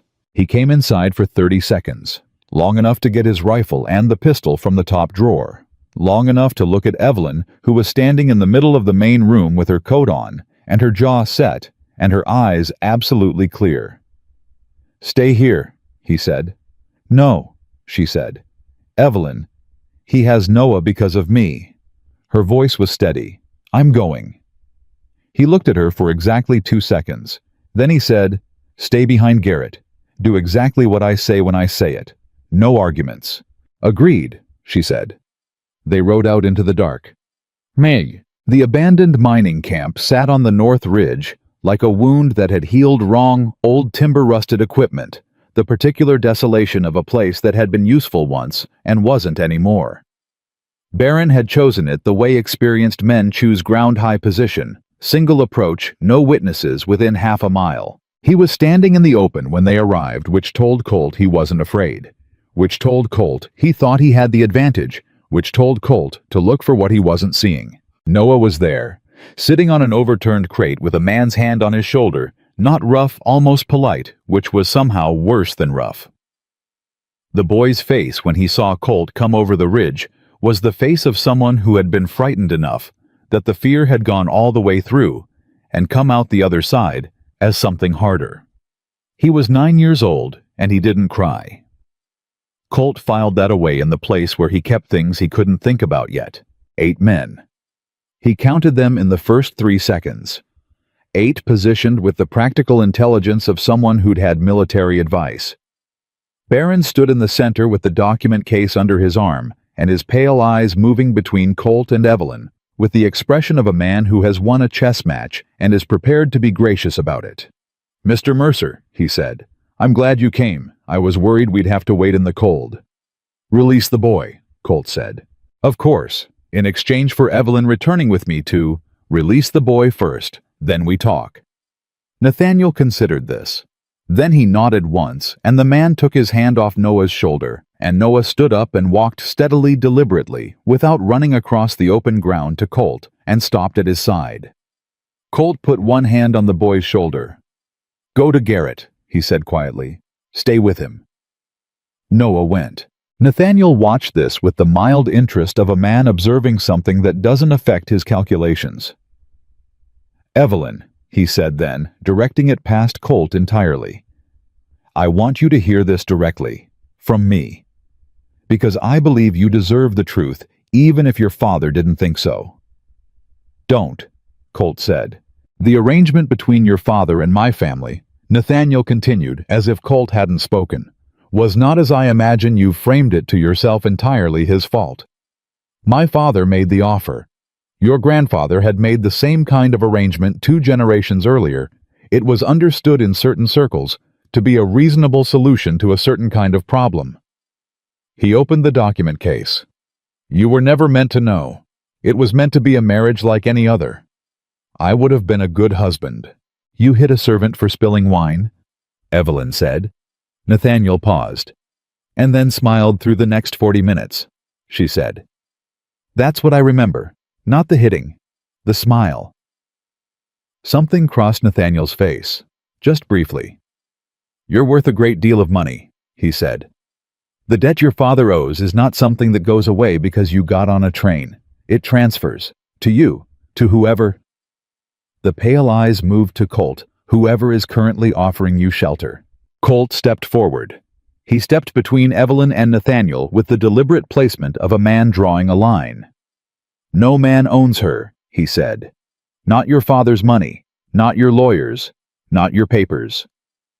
He held Nathaniel's gaze, and his voice was very quiet, and very certain the way it had been in the saloon on the first night, that particular quiet that is louder than any amount of noise. "Not while I breathe." Nathaniel looked at him for a long moment. Then he said, "Take him." Ta-ta. They came from the sides. 2 of them fast going for Colt's arms, and they were good. They were trained, and in the first 3 seconds they had him. And then he broke the grip on his left arm with a movement so fast and violent that the man making it stumbled sideways, and the second man got an elbow to the jaw that sat him down hard, and then Colt Mercer was free and moving, and all the careful control was gone. What was left was something older than the control. What was left was 4 years of war. Garrett's rifle cracked from the ridge, a warning shot deliberate, telling Barron's other men to think carefully about what they were about to do. And 2 of them thought carefully and put their rifles down, and the other 4 looked at each other and started backing away because Colt Mercer had reached Nathaniel Barron by then. He had him by the coat. Nathaniel was not a small man, and he was not a coward. He got a hit in hard. At Colt's left side, the bad side, the war side, and Colt took it without losing his grip and hit back with the kind of force that comes from a man who has been carrying rage for longer than this particular fight. Carrying it since a farmhouse outside Petersburg, since a woman who didn't wait, since a brother and his wife on a dangerous road, since every moment of every long Montana winter spent alone in a house that was trying to remember how to be a home. Nathaniel went down. Colt went with him, and his hand was at Nathaniel's collar, and he raised his fist. And in that moment, in the specific moment before everything that came next, he felt it. Felt the shape of what he was about to become if he finished it. Felt the weight of it, the cost. Colt. Evelyn's voice, close, clear. Colt, stop. He stopped. His fist was in the air. Nathaniel was beneath him, not unconscious, but hurt, mouth bleeding. The document case scattered the pale eyes for the first time, showing something genuine. Fear. Actual fear. Colt held position for 3 full seconds. Then he stood up. He stepped back. He looked at Evelyn, who was standing 2 feet away with her hands at her sides and her eyes on his. And what he saw in them was not relief exactly. It was something more complicated. Something that said, I know what you just stopped yourself from doing. And I know what it cost. And I see you. He's not worth what it would cost you, she said quietly. Colt looked back at Nathaniel Barron on the ground. No, he agreed. He's not. What happened next happened quickly. It turned out that Pete with the sick mother and the impossible bills had not taken the $500. He had done something else instead. He had gone to 3 other ranchers in the county, men who had their own history with Nathaniel Barron's land-buying practices, and he had told them everything, and they had sent word to the county sheriff in the next town over, and the sheriff had been riding toward Black Hollow for 2 days. He arrived at the mining camp 20 minutes after the fight ended with 2 deputies and a federal warrant that had nothing to do with Evelyn, and everything to do with land fraud in 3 territories and the documented deaths of 2 men who'd refused to sell. Barron's own men, the ones who hadn't run, gave statements immediately. Experienced hired men have a practical relationship with self-preservation, and the warrant made self-preservation point clearly in one direction. The sheriff looked at Nathaniel Barron sitting on the ground with blood on his face and legal documents scattered in the dirt around him. Nathaniel Barron, he said, I have a federal warrant for your arrest on charges of land fraud, falsification of legal documents, and conspiracy in the deaths of... I want my lawyer, Nathaniel said. You can have him, the sheriff said. In Billings. 2 deputies took him by the arms. He didn't look at Evelyn when they walked him past. She didn't look away. When the sound of the horses faded down the trail, she turned and found Colt standing behind her with Noah's hand in his, the boy pressed against his side with the particular boneless relief of a child whose body has stopped having to be brave. Colt's hand was on the back of Noah's head, just resting there, the gesture of a man who had not quite realized he was making it. He looked at Evelyn over the boy's head, and she looked back at him at the blood on his jaw, and the years in his eyes, and the hand resting without thinking on his nephew's head. And she thought about a note she'd left on a table and a horse she hadn't saddled. And she thought about a kiss in a barn in the dark, and a word she'd said that surprised her when she said it. I trust you. She walked toward him. She stopped close and reached up and touched his jaw carefully, where it was bruised, and he let her. And that was everything. Just the letting her, just the standing still, and letting her touch the damage without flinching away from it. You stopped, she said quietly, so only he could hear. You asked me to. You would have stopped anyway. He looked at her. Maybe. A pause. I had good reason to stop. What reason? He looked at her for a long moment with something open and certain in his eyes. "You're here," he said. That was reason enough. Noah pressed against Colt's side, said without looking up, "Can we go home now?" Colt looked down at him. "Yes," he said. "We can go home." And they rode back down the mountain together, all of them. Garrett and Danny and Pete, who had not taken the money, and the Hennessy brothers, who had come when asked through the Montana dark toward a house with 2 windows lit like eyes. Behind them, the mining camp sat empty in the cold. And somewhere in the distance, a man with pale eyes and bought legal documents was being taken to Billings to answer for the difference between what money can own and what it can't. Nobody slept much that night. They came back from the mining camp, and Marta was already at the Henderson farm when word reached her, and she had Noah back in his own bed by midnight. And she moved through the house in that efficient, unsentimental way of hers, making sure there was food, making sure there was warmth, making sure every person under that roof had what they needed, and she didn't say a word about any of it, which was exactly right. Colt sat at the kitchen table with a cloth pressed to his jaw and a cup of coffee. He wasn't drinking, and Evelyn sat across from him, and between them was the particular silence of 2 people who have been through something together and are still taking the measure of what it cost. "Pete," Evelyn said finally, "I know. You should say something to him." Colt looked at his cup. "I know that too. He had every reason to take that money. He did. And he didn't." She held his gaze. "That matters, Colt. That's not a small thing." "No," he agreed. "It's not." He set down the cloth. "I'll talk to him in the morning." She nodded.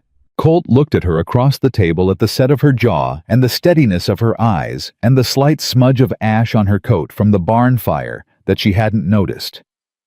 He looked at her the way he'd been looking at her since the mining camp, since the moment she'd said his name in the dark, and he'd stopped, since the moment he'd understood that the thing she'd asked him to stop for was not just him.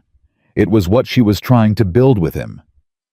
"Your coat's got ash on it," he said. She looked down. "So it does. Mart'll get it out." "I know." She looked up. "Colt." "Yeah." "When all of this settles." She paused, picking the words carefully. "I need to be clear about something. About what I want. About where I'm—" She stopped again. He waited. She looked at him directly. "I'm not leaving," she said. "I want you to know that isn't something I'm deciding under pressure or out of gratitude or because I have nowhere else to go. I have places I could go. I have options I didn't have a week ago." She held his gaze.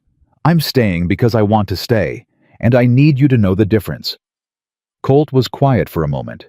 "I know the difference," he said. "Do you?" "Evelyn." The way he said her name, that particular weight it had picked up over the last 5 days, landed in her chest exactly where he probably knew it would. "I stopped being able to pretend I didn't want you here somewhere around the 3rd legal contract." She almost smiled. "Which clause?" "The liability one." He stood up and picked up both their cups and took them to the sink. "Get some sleep. There'll be enough to deal with tomorrow." She stood. She crossed to where he was standing with his back to her at the sink, and she put her hand flat between his shoulder blades over the place where the scars were over the burn and the bullet marks and all the evidence of what had tried and failed to end him, and she held it there. His hands on the edge of the sink went still. "Good night," she said. She went upstairs. He stood at the sink for a long time after. Sig. Morning brought Pete. He was waiting on the porch when Colt came out at first light, hat in his hands, standing with the look of a man who has already written his own verdict and is just waiting for it to be read back to him. "I know what you're going to say," Pete said. "You don't," Colt said. He sat down on the porch steps. "Sit down." Pete sat. "Why didn't you take it?" Colt said. Pete was quiet for a moment.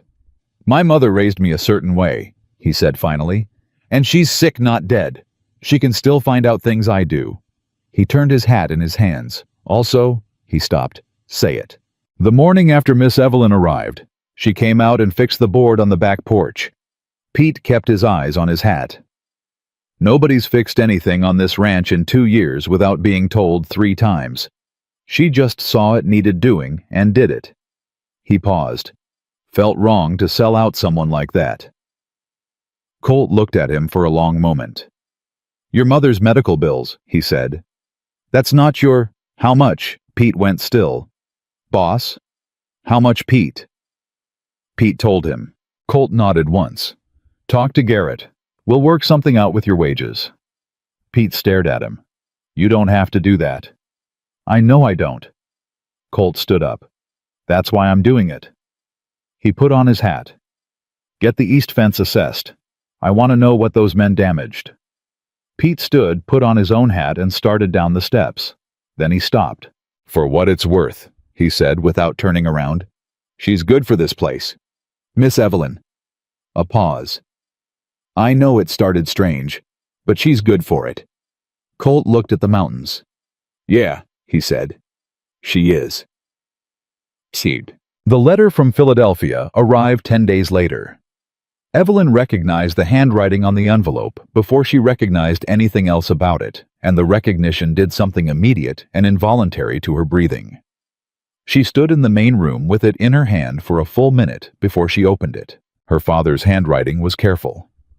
It had always been careful, every word measured, every sentence constructed with the particular attention of a man who was very conscious of how he was presenting himself, even on paper, even in private. She read it twice. Then she folded it and sat down. Colt came in from outside 20 minutes later and found her at the table with the folded letter in front of her and her hands wrapped around a cold cup of coffee and her eyes somewhere far away. He sat down across from her without asking. She pushed the letter toward him. He read it. It was not an apology exactly. It was a man trying to write an apology without fully accepting what the apology would mean, which meant it was more honest in its way than a clean apology would have been. Her father described the debt, described the desperation, described the moment Nathaniel had made the offer, and how he'd told himself it wasn't as bad as it was. I told myself you would come to accept it, her father had written. I told myself Nathaniel was a reasonable man. I told myself a great many things that were convenient to tell myself. I have been cooperating with the federal investigators for the past week. Whatever I can provide to ensure his prosecution, I am providing. It does not undo what I agreed to. I understand that. I do not know if you will come home. I am not asking you to. I am asking you to know that whatever home meant to you before this, whatever it should have meant, I failed to protect it. That failure belongs to me. Colt set the letter down. He looked at Evelyn. Her face was doing something controlled and difficult, the specific expression of a person feeling something large and refusing to let it flatten them. He cooperated, she said. Yes. He helped build the case. Yes. She was quiet for a moment. That doesn't fix it. No, Colt said. It doesn't. It's not enough. No. But it's... She stopped. Her jaw tightened. It's something, she said, very quietly, like she hadn't expected to arrive at that, and wasn't sure how she felt about arriving there. Colt reached across the table. He put his hand over hers, not saying anything, not offering a resolution she hadn't reached yet, just putting his hand there, and she turned hers over and held it, and they sat like that for a while, with the Montana light coming through the window, and the sound of Noah in the yard outside, calling for Garrett about something. He's never going to be the father I needed him to be, Evelyn said. Probably not. I know that. I know you do. She looked at their joined hands on the table. Is it weak, she said, to decide that's enough? That what he did helps enough to not forgive, but... It's not weak, Colt said. It's practical. You can carry it with you for the rest of your life, or you can put it down somewhere and keep moving. He paused. I didn't put mine down for a long time. Took longer than it should have. She looked at him. What made you put it down? He met her eyes. Something worth moving toward, he said. She held his gaze. Then she squeezed his hand once and let go, and picked up her cold coffee. I'm going to write him back, she said. Not today, but eventually. All right. It won't be a warm letter. I'd be concerned if it was. She almost smiled. I'm also going to need more paper. I've been making notes. She pulled a folded sheet from her coat pocket. About the school. He blinked. The school. There are 14 children within riding distance of Black Hollow who have no access to formal education. Miners' daughters mostly. 3 orphaned boys on the Hennessy spread. She unfolded the paper covered in her precise angular handwriting, the same hand that had marked his contracts. I want to open a school, not a church room arrangement with someone's Bible and good intentions. A real school with a curriculum and books ordered from back east and a proper building. Colt looked at the paper, then at her. On my land, he said. On your land, she said. If you'll allow it. He leaned back in his chair. He had the expression of a man watching something inevitable arrive from a long way off and realizing he's glad it's come. You'll need lumber, he said. I know. Garrett knows a man in Billings who owes me a favor. I was hoping you'd say that. He stood up and went to get more coffee, and Evelyn Cross spread her notes across Colt Mercer's kitchen table and started working. And somewhere outside in the yard, Noah was laughing at something, really laughing, the full-throated kind, that sounds like a child who has remembered that laughter is available, and the sound came through the walls and filled the room, and neither of them mentioned it, and both of them heard it. Hi. Spring came the way it always does in Montana, not gently, not all at once, but in arguments. Cold one day, almost warm the next. Snow retreating an inch at a time from the foothills. The creek running fast with meltwater. The horses restless. The school went up in March. Garrett's man in Buildings came through on the lumber. Pete built the desks. Marta sewed curtains without being asked, and pretended it had nothing to do with sentiment. Danny, who turned out to have excellent penmanship, helped Evelyn address the letters to the book suppliers back east. The first morning, 7 children came. By the third week, 11. By the time April was fully established, there were 16 children in a room built for 20, and Evelyn was writing her second order of books, and a woman from the town proper had come to ask if there was room for her daughter, and Evelyn had said yes before she'd finished the sentence. Colt watched all of this with the quiet attention he gave to everything but differently than before. Not guarded, not sealed, just present.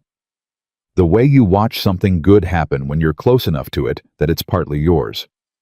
The county judge who rode up in April was not the bought judge from Philadelphia.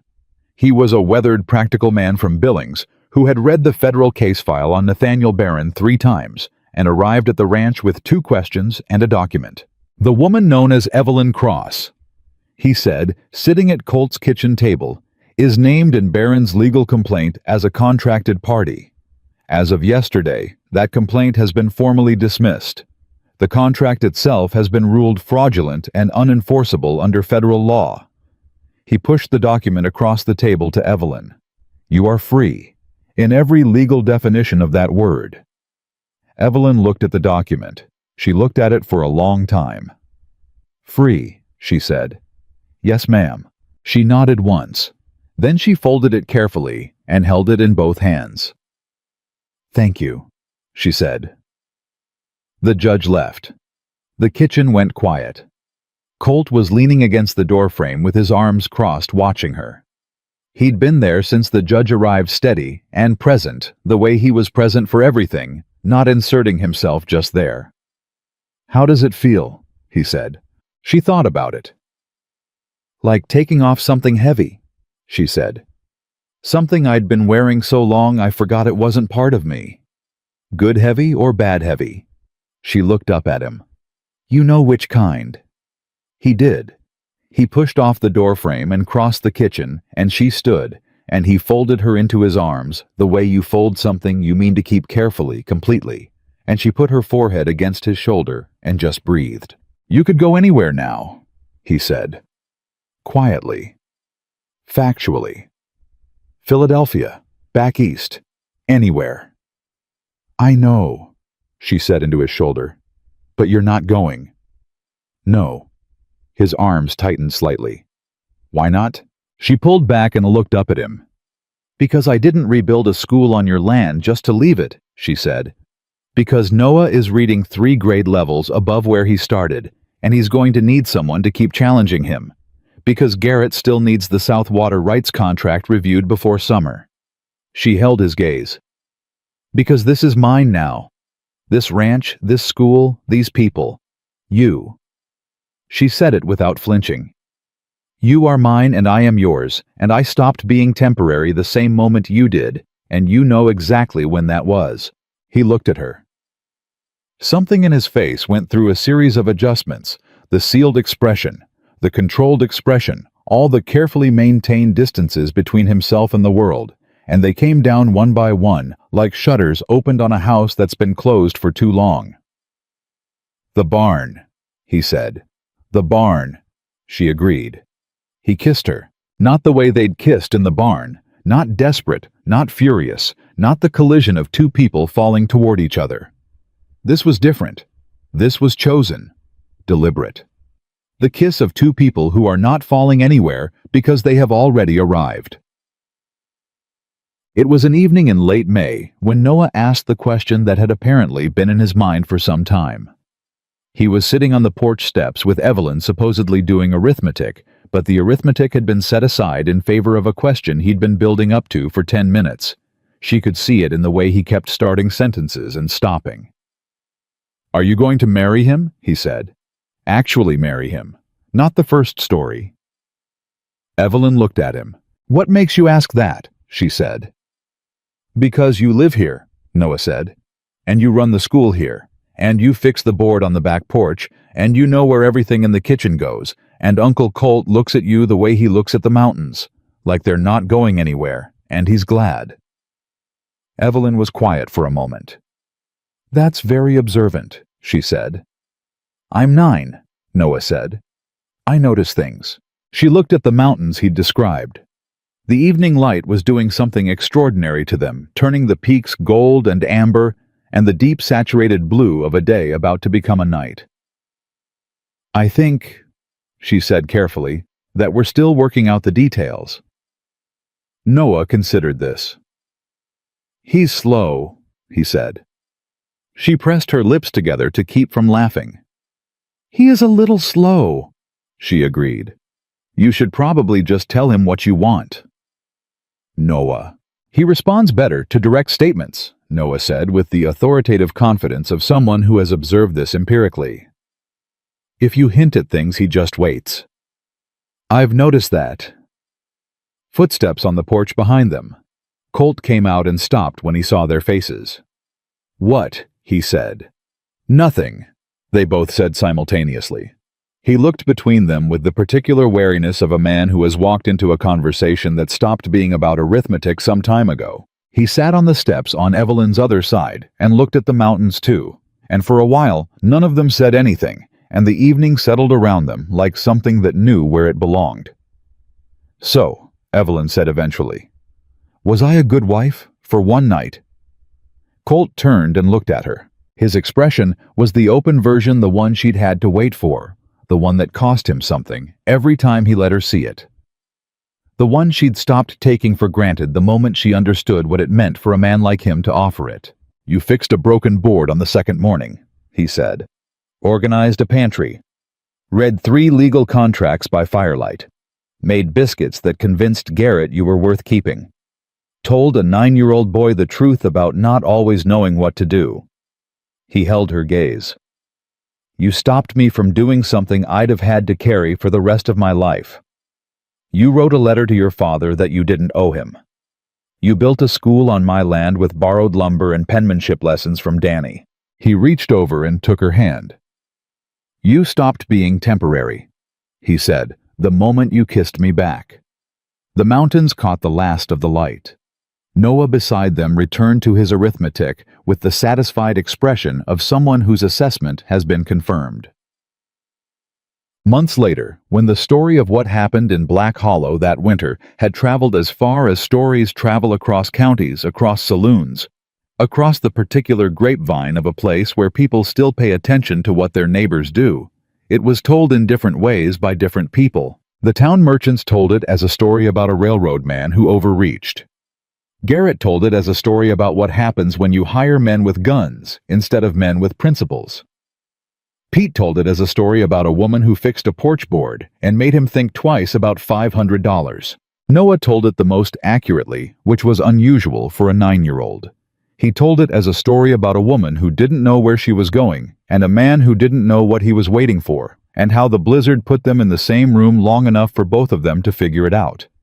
And Evelyn, when she was asked, and she was asked by the miners' daughters who came to her school and wanted to know how the teacher had come to be there, told it the simplest way. "I got on the wrong train," she said, "and ended up exactly where I was supposed to be." Colt Mercer never told it. He wasn't a man who told stories about himself. But on the anniversary of the blizzard, he found on the sideboard in the main room a freshly annotated legal contract. The water rights dispute he'd finally gotten around to resolving with a note in Evelyn's handwriting at the bottom that said simply, "Third clause. Still your best one." He kept the note in his coat pocket for a week before he realized he was doing it. Then he kept it there on purpose. In the end, that was the whole story. Two people who had both spent a long time building walls against the specific kind of loss that comes from wanting something and losing it, meeting in a storm, and choosing with their eyes open to come in from the cold. The school stood. The ranch held. Noah grew. The contracts stayed sound. And every evening when the mountains went gold, Colt Mercer sat on his porch with his wife beside him, his real wife, his chosen wife. The woman who had walked into the wrong saloon and fixed his broken board and kissed him in a barn and built something out of what he'd left standing, and neither of them needed to say anything, because everything worth saying was already there. Some people never find the place where they belong. Some find it on the other side of the most frightening door they've ever opened. And some are lucky enough to find it in the heart of the person who scared them most, and to discover when they finally stop running and turn around and look that it had been waiting for them the whole time.